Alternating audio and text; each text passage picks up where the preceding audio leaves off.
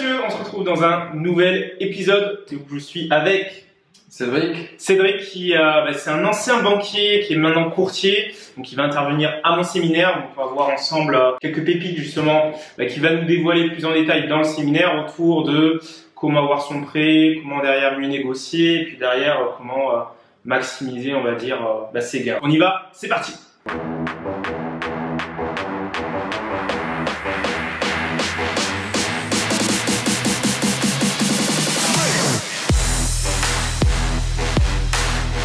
Ok, alors donc, je me retrouve avec Cédric. Donc pour ceux qui ne te connaissent pas, est-ce que tu peux te présenter tout simplement? Ouais, tout d'abord bonjour à tous, merci de m'avoir invité. Concrètement, j'ai 36 ans, je suis un ancien banquier, j'ai passé 13 ans en banque et depuis un certain temps, j'ai quitté le milieu bancaire pour me focaliser sur le courtage en financement. Donc j'interviens sur la recherche de financement pour les particuliers et professionnels, mais surtout pour les particuliers. Ok. Donc toi, tu m'as dit justement, on se connaît via un réseau d'investisseurs. Donc tu m'as dit que tu es justement un ancien banquier. C'est justement ce que j'ai trouvé ça intéressant.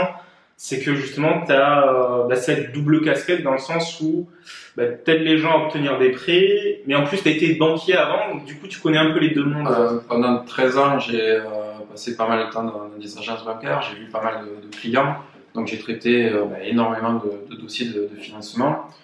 Donc j'ai un peu l'envers du décor, quelle que soit la casquette, que ce soit courtier ou banquier. J'ai les deux visions, l'acceptation du dossier et puis le courtier qui lui rencontre ses clients et va faire le tour de toutes les banques. Ok. Et donc toi aujourd'hui, tu accompagnes surtout des particuliers, des professionnels? Aujourd'hui, avec ma société, on accompagne les deux, les particuliers et les professionnels. Et moi, j'interviens sur les deux typologies de clientèle. Même si aujourd'hui, la majorité des clients, ce sont des particuliers, des gens qui font un investissement pour la résidence principale ou pour du locatif et de la location en meublé et en courte durée. Du coup, c'est grâce à ça qu'on s'est trouvés tous les deux et je pense qu'on peut être complémentaires. Ok. Et justement par rapport à ça et ton expérience, quelles sont selon toi les différences que tu as par rapport aux autres banquiers, aux autres courtiers? C'est quoi ta valeur ajoutée en fait? En tant que courtier, le grand avantage que j'ai par rapport à l'époque où j'étais banquier, c'est que je suis multicarte. Je travaille avec énormément d'établissements bancaires. Donc on a une palette de financement plutôt large, je vais presque dire la plus large possible. Quand j'étais banquier, il n'y avait que la politique de risque de ma banque. Là, en tant que courtier, je peux aller solliciter toutes les banques. Certaines vont être plus ou moins frileuses à faire certains dossiers. Certaines sont bloquées sur un taux d'endettement à 33%, d'autres un peu moins. Donc ce qui est intéressant, c'est d'aller porter le dossier de mes clients et d'aller chercher les meilleures conditions pour mes clients sans me focaliser sur un seul et même établissement bancaire. Ok. Justement, est-ce que tu peux nous dire ce qu'on verra en détail lors de la conférence? Donc sur cette conférence, je vous proposerai de me présenter un petit peu plus en détail, de vous donner un petit peu la vision du banquier quand il analyse un dossier de financement, la vision du courtier. Donc il y a la fameuse question sur le taux d'endettement, est-ce qu'on va être bloqué à 33%? Est-ce que c'est une obligation ou pas? On y répondra.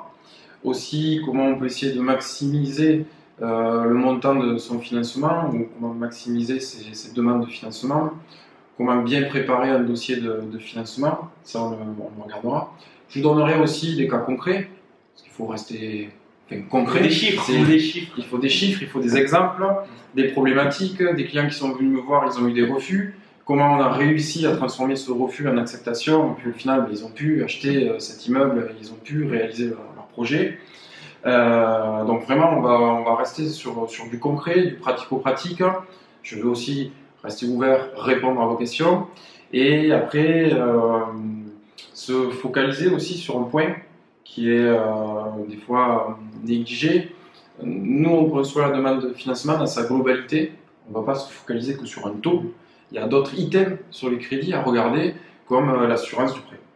Ouais, d'ailleurs, tu m'en avais parlé et moi j'étais surpris aussi par rapport à ça, où tu disais que justement c'est souvent négligé, que les gens perdent des milliers d'euros à cause de ça en fait.